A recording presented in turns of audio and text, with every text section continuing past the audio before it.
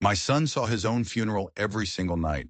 He'd describe it to me in that quiet, serious way of his voice barely a whisper against the vast, empty silence of the Dakota prairie. He'd see the pine box. He'd see his ma, my wife, crying something fierce. He'd see me standing there in my black suit, the one I only wore for burying folks. He said I always looked broken. Every morning, he'd wake up pale and sweating, asking me if today was the day. I told him what any pa would. Son, dreams are just dreams. Your mind's just playing tricks on you. But I was lying, to him and to myself, because there was something in his eyes when he told me about these nightmares, a cold, hard certainty that you don't see in a 12-year-old boy. It was the same look I'd seen in soldiers before a battle they knew they wouldn't walk away from. A look that said he wasn't just dreaming about the future, he was remembering it. And the worst part? The part that kept me up at night, staring into the darkness with a Winchester across my lap. In his dream, right before they closed the lid on his coffin, he was always trying to scream something. A warning. He told me, Pa, I'm trying to tell you something's coming.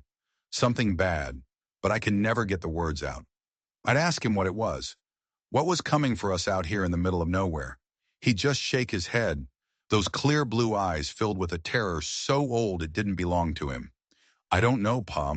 I just know that by the time I can speak, it's already too late. We were alone out there. The summer of '83 had been a mean one.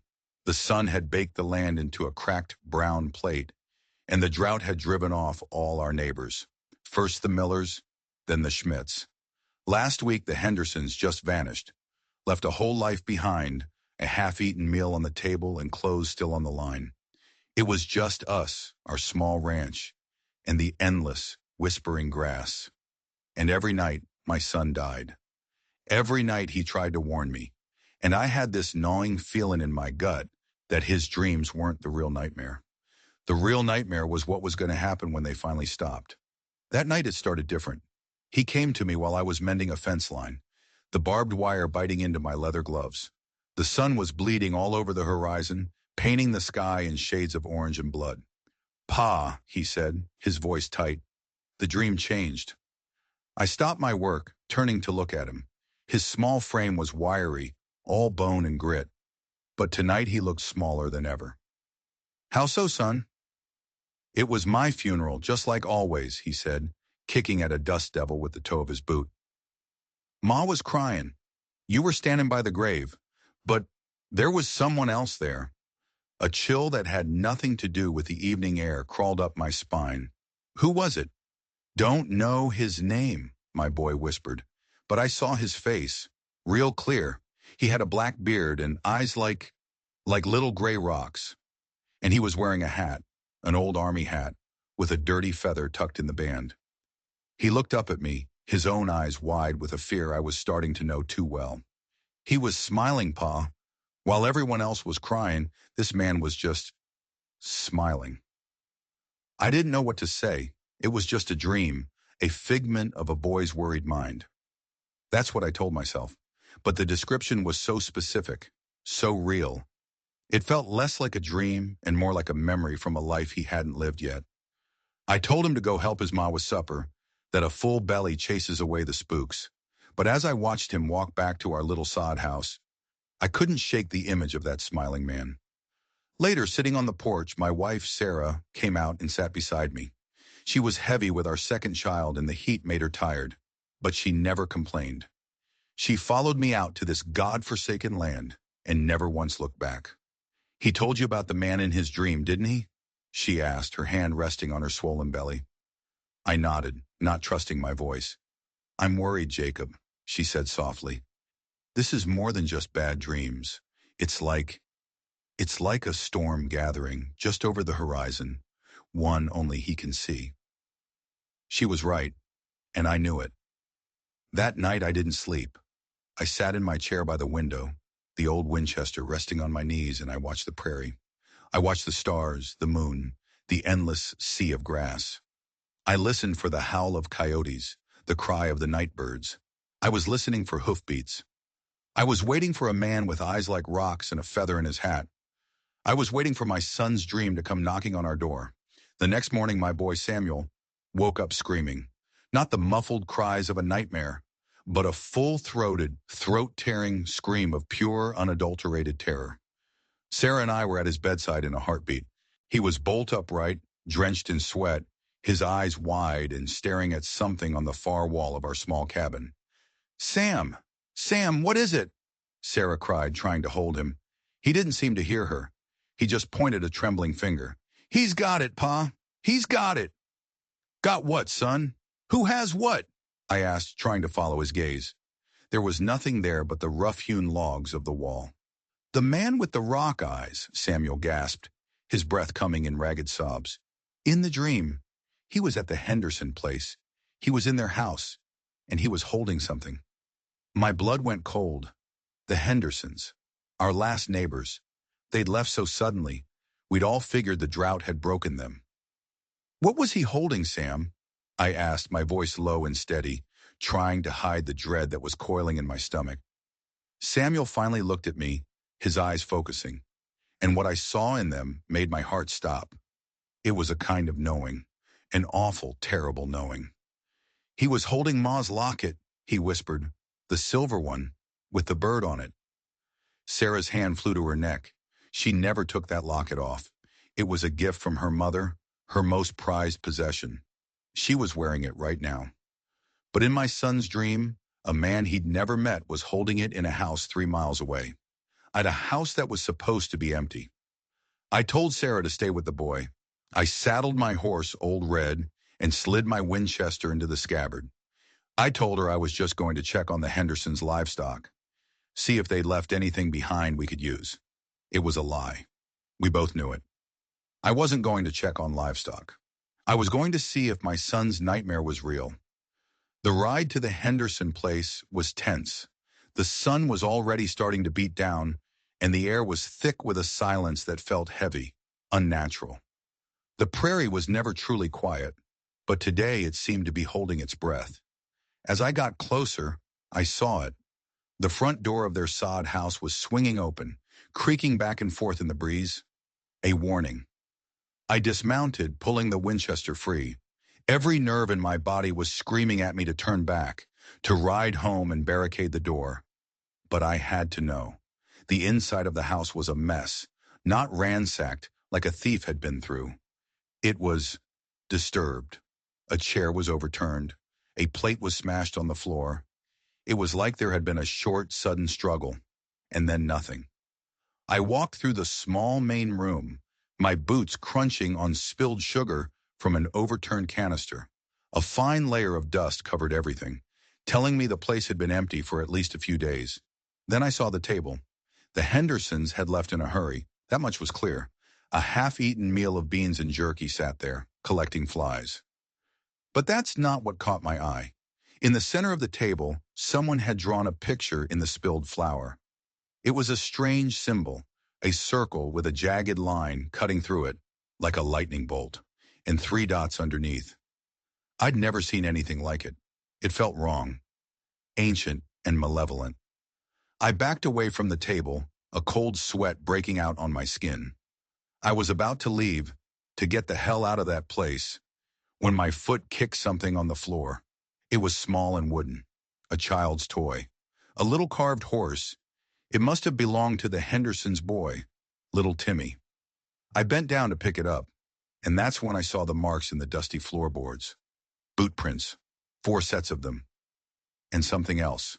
A long, straight scratch in the wood, as if something heavy had been dragged out of the house. My heart hammered against my ribs. The Hendersons hadn't left. They were taken. And as I stood there in that silent, dusty house, the full weight of my son's dream crashed down on me. This wasn't about drought. This wasn't about bandits looking for an easy score. This was something else, something older and darker. I turned to leave, my mind racing. I had to get back to Sarah and Samuel. I had to get them somewhere safe. But as I stepped out of the doorway, my eyes fell on the wall next to the door, and my blood ran ice cold. Carved into the wood, fresh and deep, was the same symbol from the table. The circle, the lightning bolt, the 3 dots, and underneath it, Scrawled in what looked like charcoal was a single word, a name, Wade. The ride back was a blur. I pushed Old Red harder than I ever had, the wind whistling past my ears. The name Wade echoed in my head with every hoofbeat. It felt important. It felt dangerous. When I burst back into our cabin, Sarah took one look at my face and knew. "What did you find?" she asked, her voice trembling. "They were taken," I said, my voice hoarse. "The Hendersons. They didn't leave. They were taken." I told them everything. The disturbed house, the drag mark, the symbol, and the name. As I spoke, I watched Samuel. He wasn't scared anymore. He was listening with that same unnerving calm, as if I was just confirming things he already knew. "The symbol," he said when I finished. "Was it a circle with a crack in it?"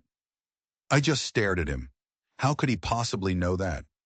"I saw it in the dream, Pa," he said, his voice quiet. "The smiling man. He drew it on their door before he left." This was impossible. My son had seen something he couldn't have seen. He knew things he couldn't possibly know. My fear was slowly being replaced by a terrifying awe. My son wasn't just having nightmares. He had a window into something awful that was heading our way. "We have to leave, Jacob," Sarah pleaded, grabbing my arm. "We have to pack what we can and go. Now." I looked around our small home, the home I'd built with my own hands, the life we'd poured our blood and sweat into. Walking away felt like cutting off a limb, but she was right. "All right," I said, my voice grim. "We'll leave at first light. We'll head east. We won't stop till we hit civilization." But even as I said it, a part of me knew it was too late. The storm Samuel had seen was no longer on the horizon. It was here. And then Samuel spoke again, his voice so soft it was almost lost in the sudden silence of the room. "They're not coming for the Hendersons, Pa," he said, looking at his mother's swollen belly. "They're coming for the baby." The words hung in the air, heavy and poisonous. Sarah let out a small, choked gasp, her hands flying to protect her stomach. "What are you talking about, son?" I demanded, my voice sharper than I intended. "That makes no sense. Why would anyone be coming for an unborn baby?" Samuel looked at me, and for the first time, I saw a flicker of something new in his eyes. Not just fear, but frustration. Like he was trying to explain the color blue to a blind man. "I don't know why," he said, shaking his head.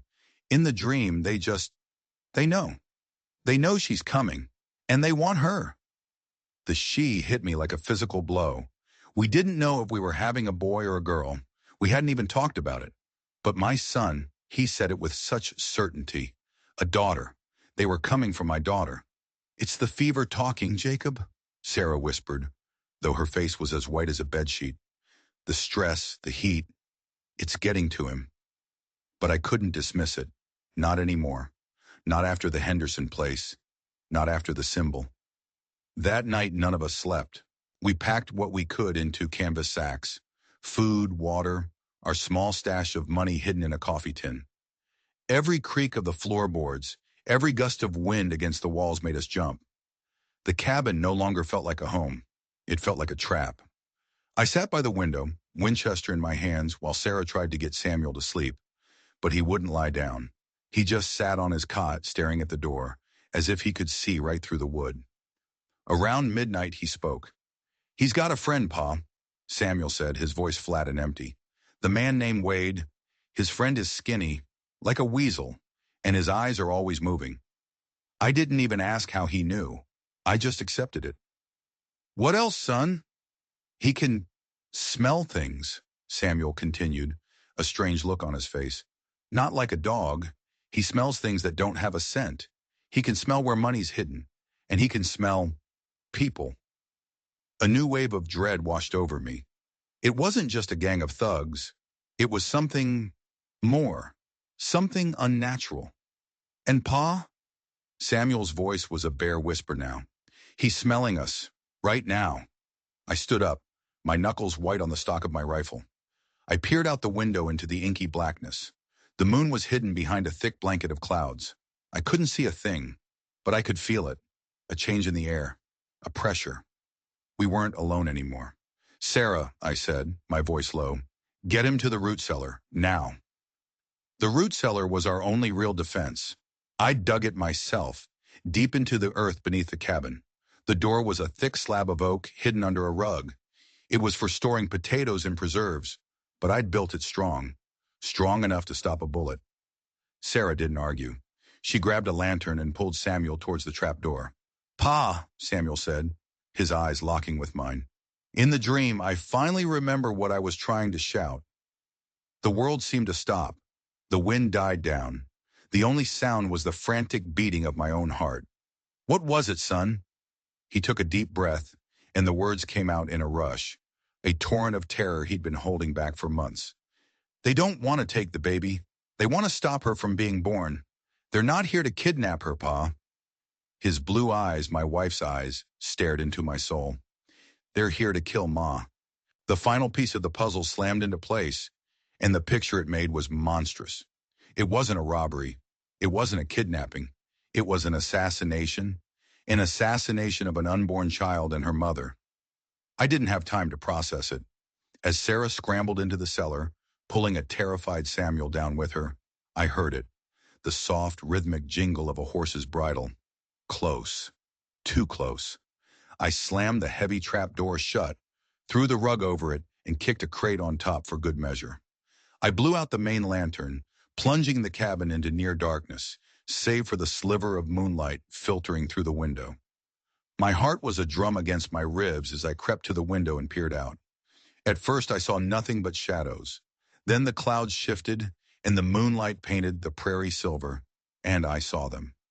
4 riders sitting on their horses about 50 yards out. They were perfectly still, like statues carved from the night itself. Phantoms. One of them sat slightly ahead of the others.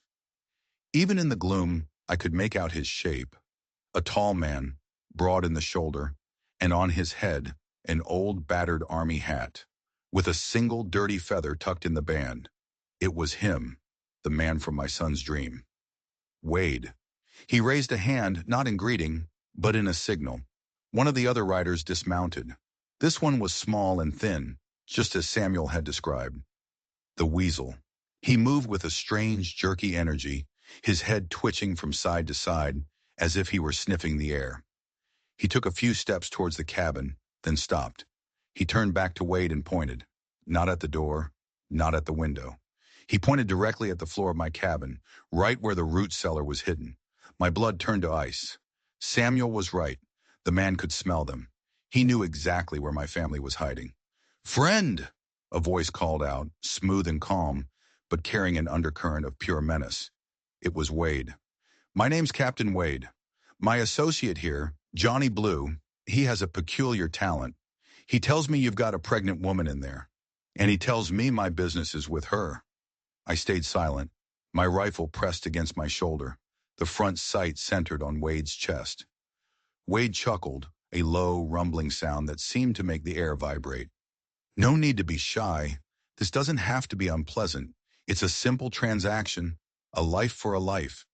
You see, a prophet in my organization foretold the birth of a child, a girl who would one day grow up to be a problem for our way of life, our beliefs."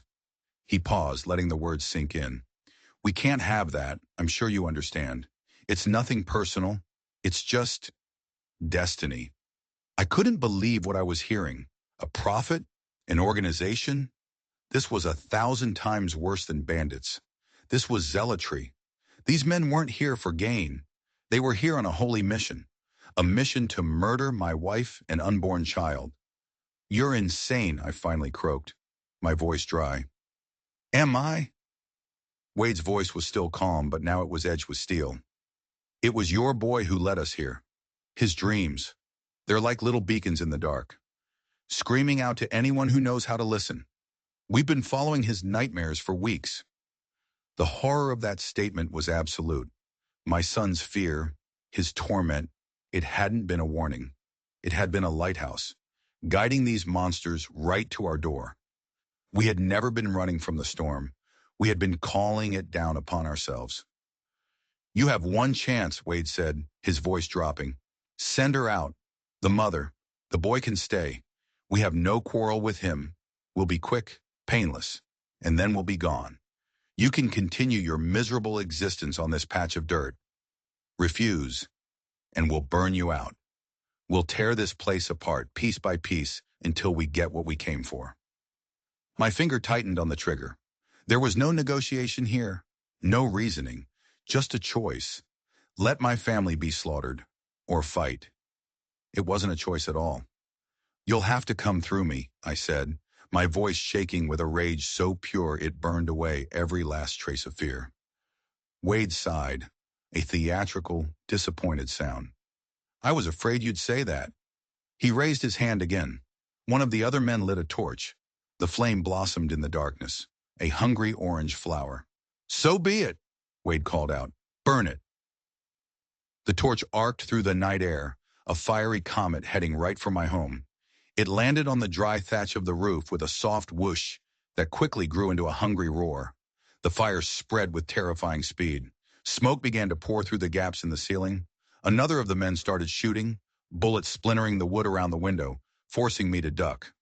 I returned fire, the Winchester bucking against my shoulder. I saw one of the men, not Johnny Blue, but a younger kid, tumble from his horse with a cry. One down, 3 to go. But the heat was becoming unbearable. The smoke was thick and acrid, stinging my eyes, choking my lungs. The crackle of the flames was a death rattle for the home I had built. I had to get out. But if I went out the front door, Wade and his men would be waiting. Then I heard it, a faint banging from beneath the floor. Thump, thump, thump. It was Samuel. He was trying to get my attention. I crawled across the floor, the heat from above scorching my back, and pressed my ear to the trapdoor. Pa! Pa, can you hear me? His voice was muffled, laced with panic. I hear you, son. Stay down, I yelled, my voice cracking from the smoke. Pa, the dream! There's more, he screamed. You have to listen. It's not just them. It's not just the 4 of them. My mind, already reeling from the smoke and the attack, struggled to make sense of his words. What are you talking about, Samuel? What else is there? The smoke was so thick now I could barely see my own hands. The main roof beam groaned, a terrible sound of wood giving way. I didn't have much time. There's another one! Samuel's voice was frantic. He's not with them. He's hiding. He's been watching us for days. He's waiting in the dark. Before I could ask what he meant, a section of the roof collapsed in a shower of sparks and flaming debris. The cabin was turning into an inferno. It was now or never. I made my choice. Kicking open the front door, I burst out into the night, firing the Winchester from the hip. The night exploded in a symphony of gunfire. I saw a second bandit go down, clutching his leg. Wade's pistol barked, and a line of fire seared across my ribs. I stumbled but kept shooting, working the lever action on pure instinct. Then Wade was on me. He moved with a predator's speed, his pistol leveled at my chest. Should have taken the deal, he snarled and pulled the trigger. The bullet hit me high in the shoulder, spinning me around. My rifle flew from my grasp, landing in the dust just out of reach. The world tilted sideways, the burning cabin and the cold stars swirling together. Wade's boot slammed down on my wrist, pinning me to the ground. The hot barrel of his pistol pressed against my forehead. Now, he hissed, his rock-like eyes boring into me. Where are they? Through the haze of pain, I heard Samuel's last desperate warning echoing in my head. He's waiting in the dark, and I realized Wade and his men weren't the only monsters on the prairie tonight. The fire was roaring now, casting flickering, dancing shadows all around us. Wade hauled me to my feet, the pistol still pressed against my temple. The pain in my shoulder was a blinding, white-hot agony. The cellar, I gasped, the smoke having shredded my throat. They're in the root cellar. Wade grinned, a flash of yellow teeth in the firelight. Johnny, find it! The weasel-faced man, Johnny Blue, scurried towards the burning wreckage of my home, seemingly oblivious to the heat. He moved with that unnatural, sniffing motion, his head darting back and forth. Within seconds, he started kicking at the smoldering floorboards. There was a crash as he found the trapdoor. I heard my wife scream as the night air flooded her hiding place. Got him, Captain, Johnny yelled. Wade laughed. Bring the woman out. Leave the boy for now. My heart seized. This was it. The moment from the dream was happening. I struggled against his grip, a useless, pathetic gesture. I was wounded, disarmed, and my family was being dragged from the ground like potatoes. Johnny Blue pulled Sarah from the cellar. She was terrified, but her chin was high, her eyes defiant. She fought him, even in her condition, a lioness protecting her cub. But she was no match for him. "Please," she begged. "The baby, please don't hurt my baby." "The baby is the whole point, darling," Wade said conversationally, as if discussing the weather. He shoved me forward towards the cellar entrance. "Now the boy. Get him out." But Samuel was already climbing out on his own, and the look on his face wasn't fear. It was something else, a cold, hard fury that looked alien on his young face. He positioned himself between his mother and Wade, a tiny, defiant soldier. "You're all going to die today," Samuel said, his voice clear and steady. It didn't sound like a child's threat. It sounded like a prophecy. Wade just laughed, a deep, ugly sound. "This one's got fire. I like that." He raised his pistol, but he didn't point it at Samuel. He pointed it at Sarah. "Let's end this little drama," he said. "Say goodbye to your mother, boy." Time seemed to slow down. I saw his finger tighten on the trigger. I saw Sarah close her eyes. I saw my son's face twist in anguish. This was the end. The dream had come true. And then Samuel screamed. But it wasn't a scream of fear. It was a scream of command. "Now!" From the darkness behind the smoldering ruin of our horse stable, a shape emerged. It was a man, tall and gaunt, wrapped in what looked like old animal hides. His face was a mask of shadows, but what I could see was weathered and old, ancient as the prairie itself. And in his hands was a bow. Not a simple hunting bow.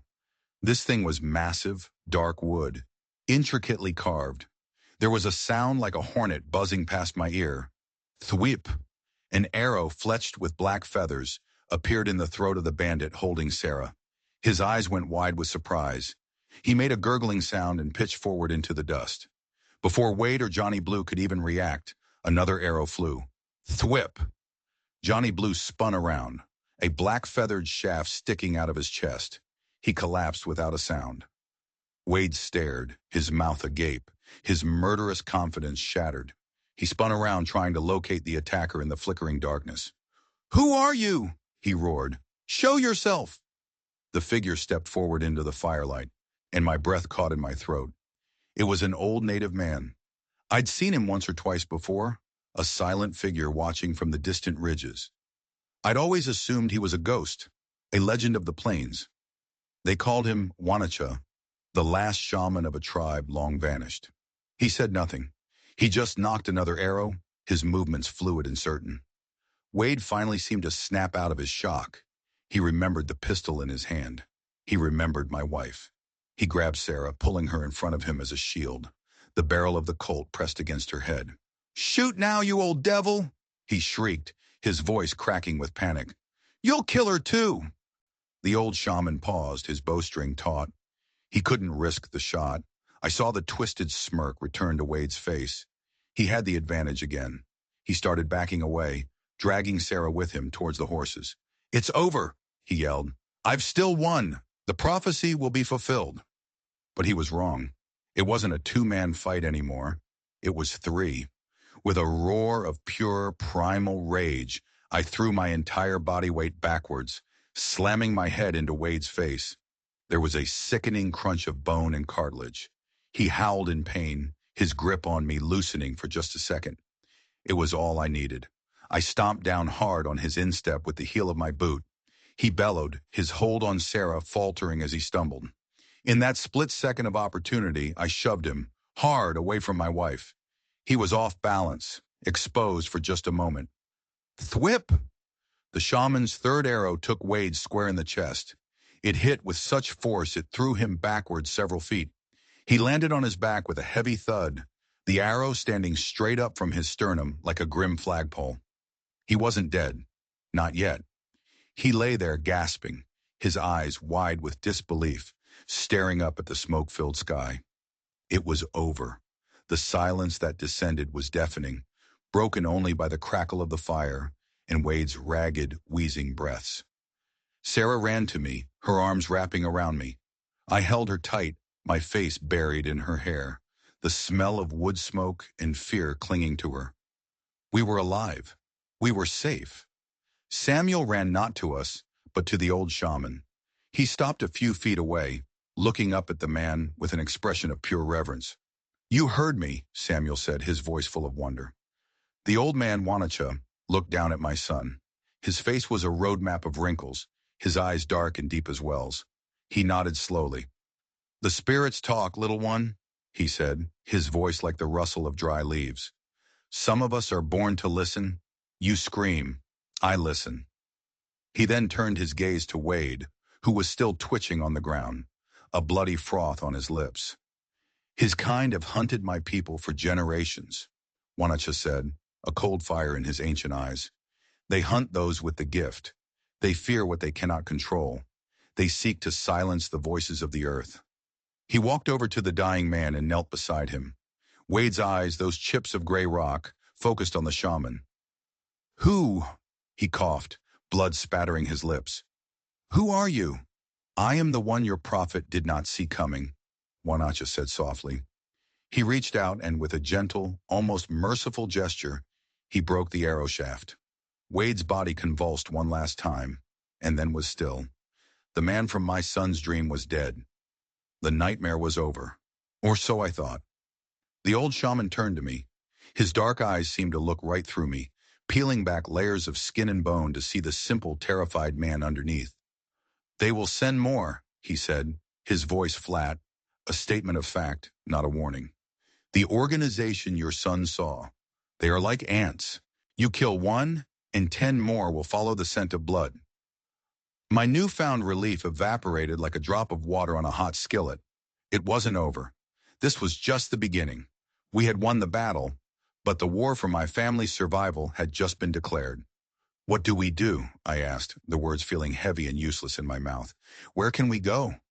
Wanacha looked at Samuel, who was standing beside him, looking between the shaman and me. "You cannot run from what your son is. His gift is a fire in the darkness. They will always see its light." He then looked at my wife, his gaze softening for a moment as he looked at her belly. "And the fire that is coming," he said, nodding towards her, "will burn even brighter." He explained that my son's dreams were just the beginning. His gift was unfocused, a wild thing. It screamed into the void, and both friend and foe could hear it. But my daughter, the child his people's prophecies had spoken of, her gift would be different. She wouldn't just see the future. She would shape it. That's why Wade's organization was so terrified. They didn't just want to stop a rival prophet. They wanted to prevent the birth of someone who could dismantle their entire world with a single thought. A force of nature in human form. "They will not stop," Wanacha repeated. "They will scour this land for you. They have wealth. They have men. They have their own seers who will be looking for you in their own dark dreams." A wave of utter hopelessness washed over me. We were just one family. A farmer, a pregnant woman, and a boy. How could we possibly stand against an enemy like that? An enemy that could hunt you through your own child's nightmares. I looked at the smoking ruins of my home. Everything we had was gone. We were wounded, exhausted, with nothing but the clothes on our backs. "There is a place," Wanacha said, seeing the despair on my face. "A place hidden in the hills. A sanctuary where my people sought refuge long ago. The rock formations confuse the eye. The streams run backwards. It is a place where those who listen can hide from those who watch." He was offering us a way out, not a permanent solution, but a reprieve, a place to heal, a place to think. "We have to go, Jacob," Sarah said, her voice firm. She had faced death tonight and found a new strength in its shadow. "He's right. We can't run. So we have to hide, and we have to learn." She looked at Samuel, her eyes full of a fierce, protective love. "We have to teach our son how to control this gift, to turn his screams into whispers, before it gets him, and all of us, killed." The decision was made. Our old life was ashes. Our new one would be lived in the shadows. Wanacha helped me tend to my wounds, using herbs from a leather pouch that smelled of earth and pine. The pain was still there, but it was a dull, manageable ache now. He gave us water from a skin and dried meat that was tough but nourishing. As the first gray light of dawn began to stain the eastern sky, we prepared to leave. There was nothing to salvage from the cabin. We left the bodies of Wade and his men where they lay, a grim warning to the prairie scavengers. I helped Sarah onto my horse, then climbed up behind her. Wanacha motioned for Samuel to ride with him. My son, who was usually shy around strangers, went without hesitation. He seemed to understand that he was with his own kind, a listener. As we rode away, I took one last look back at the smoldering plot of land that had been my entire world. It looked so small, so insignificant against the vastness of the prairie. A tiny, forgotten tragedy. But I knew it wasn't forgotten. Wade's masters would know he had failed, and they would come looking for answers. The thought sent a fresh jolt of fear through me. How long did we have? Weeks? Days? As if hearing my thoughts, Wanacha spoke. Their seer is powerful, but blind. Like a great spider, he feels the vibrations on his web. Wade's death will be a loud tremor. It will take him time to understand it, to pinpoint where it happened. How much time? I asked. The old shaman was silent for a long moment as we rode towards the rising sun. The next full moon, he finally said. They will know your location by the next full moon. 13 days. We had 13 days to disappear from the face of the earth. 13 days to find a mythical sanctuary. 13 days to prepare for a war against an enemy we couldn't see. An enemy that could hunt us in our sleep. And somewhere, out there, in the vast, uncaring wilderness of the American West, a powerful seer was already closing his eyes, casting his net of consciousness across the plains, searching for the psychic scream of a little boy who dreamed of the future. And he was getting closer. We rode for 3 days, deeper into the Badlands than I had ever dared to go. The landscape changed from rolling prairie to a maze of jagged canyons and towering rock spires that looked like the bones of the earth. Wanacha led us through paths that weren't on any map, paths that seemed to vanish behind us as we passed. He was right. The land itself was confusing, disorienting. It was a perfect place to hide. The sanctuary was a hidden canyon, its entrance a narrow slit in a sheer rock face, easily missed by an untrained eye. Inside, it opened up into a lush, green valley, a secret world teeming with life, fed by a clear spring that bubbled up from the ground. In the canyon walls were ancient cliff dwellings, the homes of Wanacha's ancestors. This was to be our new home, a beautiful, silent prison. For the first few days, a fragile peace settled over us. I hunted small game. Sarah, despite her condition and the trauma we'd endured, worked to make one of the small dwellings habitable. Samuel spent every waking moment with Wanacha. I would watch them from a distance. The old shaman wasn't teaching my son words. He was teaching him silence. He taught Samuel how to meditate, how to calm the frantic, terrified energy inside him. He was teaching him how to quiet the beacon. His mind is a loud drum, Wanacha told me one evening as we sat by a small smokeless fire. He beats it without knowing how. I am teaching him to feel the rhythm, to beat it only when he chooses. One evening, about a week after we arrived, Samuel came to me. He looked different. The constant fear in his eyes had been replaced by a quiet intensity. He looked older. I can feel him, Pa, he said, his voice low. My stomach dropped. Feel who, son? The other one, the one who was looking for us, the spider. He described it to me. It wasn't a dream anymore. It was a feeling, a pressure at the edge of his thoughts, like a hand pressing against a window pane. He said the man's thoughts felt like cold, sticky threads, casting out in all directions, searching, probing. He's angry, Samuel whispered, his eyes distant. He's angry that Captain Wade is dead. He feels cheated. He says the prophecy must be fulfilled. He says there is no escaping destiny. The spider was looking for us, and every day his search grew more focused. A few nights later, Sarah went into labor. It was a difficult birth. We were alone, miles from any doctor, with only the ancient knowledge of the shaman to guide us. The cries of my wife echoed through the silent canyon, a sound of agony and creation. And as she labored, Samuel grew more and more agitated. "He knows!" he suddenly gasped, clutching his head. "He can feel her. Her, her power is calling to him. It's making the beacon brighter." The birth of my daughter wasn't just a miracle. It was a flare, shot up into the psychic darkness, showing our enemy exactly where we were. Wanacha worked frantically, chanting in his ancient tongue, painting protective symbols on Sarah's forehead with clay and herbs. He was trying to shield her, to hide her energy from the spider's web.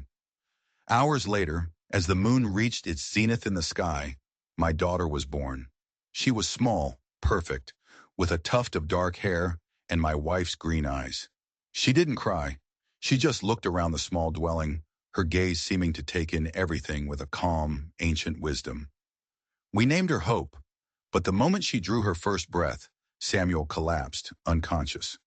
When he woke an hour later, he was shaking. "He saw us, Pa," he whispered, tears streaming down his face. "Just for a second. When Hope was born, the shield flickered. He saw the canyon. He saw the rocks. He doesn't know exactly where it is, but he knows what to look for. And he's coming. He's coming himself." The spider was leaving his web. He wasn't sending another gang of thugs. He was coming personally to finish the job. "How long do we have?" I asked Wanacha, my voice a dead whisper. The shaman looked at the full moon, hanging like a silver skull in the night sky. "He will be here before this moon is new again," he said. 2 weeks, at most. But that wasn't the worst part. Samuel grabbed my arm, his small hand gripping me with surprising strength.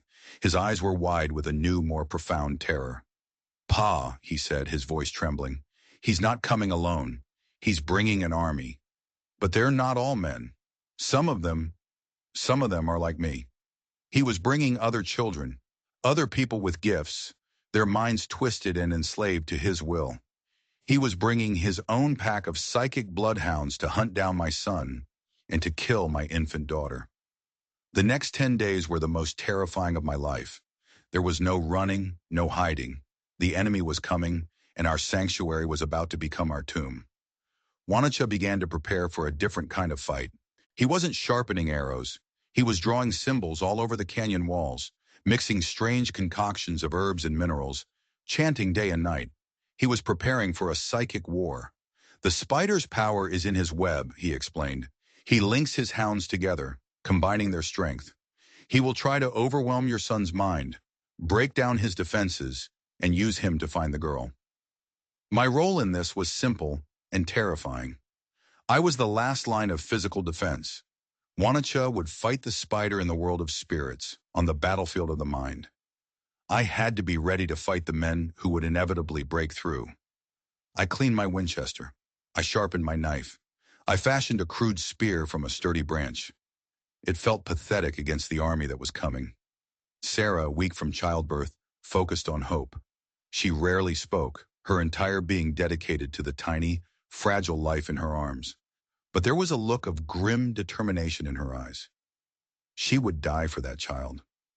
We all would. Samuel was the key. He was our only hope. He and Wanacha spent their days in a deep trance, their minds intertwined. The shaman was teaching Samuel everything he knew, a desperate last-minute transfer of ancient knowledge. He was teaching him not just to build shields, but to build weapons, to turn his mind from a beacon into a blade. On the 11th night, it began. Samuel let out a sharp cry in his sleep. I rushed to his side. His eyes were closed, but they were darting back and forth beneath the lids. His whole body was tense. "They're here," Wanacha said from the entrance of our dwelling. "They are at the edge of the Badlands. The spider is casting his net." For the next 2 days, the assault was relentless. Samuel would writhe and moan, sometimes crying out words in a language I didn't know. He was fighting a battle I couldn't see, a war waged in whispers and nightmares. Wanacha never left his side, his hand on Samuel's forehead, his own face a mask of concentration, sweat beading on his brow. On the morning of the 13th day, the day of the new moon, Samuel went completely still. His eyes snapped open. They were clear and calm. "They've found the entrance," he said, his voice as steady as a surgeon's. "They'll be in the canyon by midday." This was it. Wanacha rose to his feet. He looked 100 years old. The psychic battle had taken a terrible toll on him. I have taught him all I can, he said to me. Now you must hold the line, Jacob. Keep them away from the children. Buy us the time we need. He and Samuel retreated to the most sacred part of the canyon, a small cave behind the waterfall, where the spirits were said to be strongest. Their final stand. I kissed Sarah goodbye. I looked at my daughter sleeping peacefully in her mother's arms, oblivious to the army of monsters coming to erase her from existence. Then I walked to the narrow entrance of the canyon, my Winchester in my hands. I didn't have to wait long. I saw them first as specks in the distance, slowly resolving into a column of men and horses. There were at least 20 of them, all armed, moving with military precision. But in the center of the group was something else.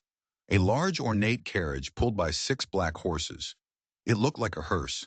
The spider had arrived, and flanking the carriage, walking on foot, were 4 figures. 2 men and 2 children, a boy and a girl no older than Samuel, his psychic hounds. Their eyes were vacant, their faces devoid of expression. They were puppets, and their master was in the carriage. I found my position, a narrow ledge overlooking the canyon entrance. I had a clear line of sight. They would have to pass through a bottleneck to get in. I could take out a few of them before they even knew what was happening. I rested the rifle on a rock, took a deep breath, and waited. I wasn't the man I was 2 weeks ago. I wasn't just a farmer, I was a father, a protector. And I would turn this canyon into a graveyard before I let them take one more step.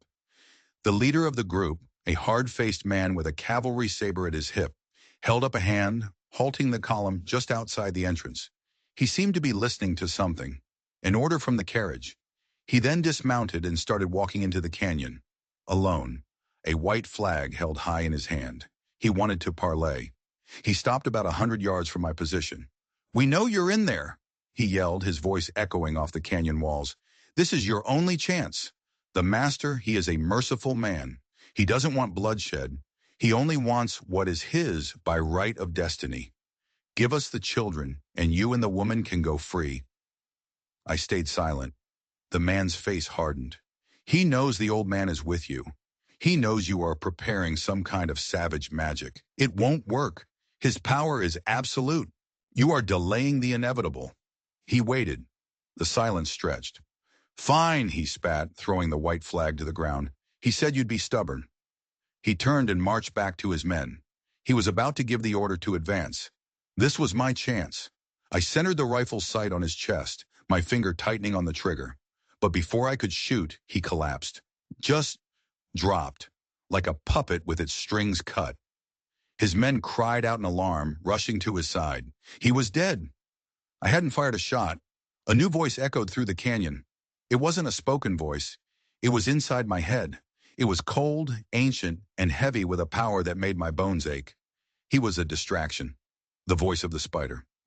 "While you were watching my soldier, my hounds entered your little sanctuary from the other side." I spun around, my heart lurching with terror. He had tricked me.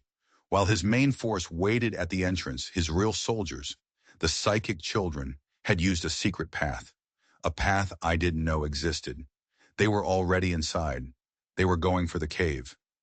"Your son is strong," the voice in my head continued, a cold, mocking amusement in its tone. "But he is a child, and he is alone with the old man. My hounds are 4. The math is simple." A piercing scream suddenly echoed from deep within the canyon, a scream of mental agony. It was Samuel. The attack had begun. I abandoned my post, scrambling down the rocks, my mind consumed with a single thought. Get to the cave. Get to my son. As I ran through the hidden valley, the world began to warp around me. The trees seemed to bend and twist. The rocks shimmered and changed shape. The spider was projecting his power, turning the canyon itself into a weapon, a nightmare landscape designed to confuse and disorient me. But the sound of my son's pain was a beacon. I followed it, pushing through the illusions, my lungs burning, my legs pumping. I burst through the waterfall and into the sacred cave. The scene before me was something out of a fever dream. Wanacha was on the ground, a trickle of blood coming from his nose and ears. The initial psychic assault had been too much for his weakened state. He was alive, but unconscious. Useless. Samuel was on his knees in the center of the cave, his body rigid, his eyes rolled back in his head. He was fighting them alone, and surrounding him were the four hounds, the two men and the two children. They weren't moving.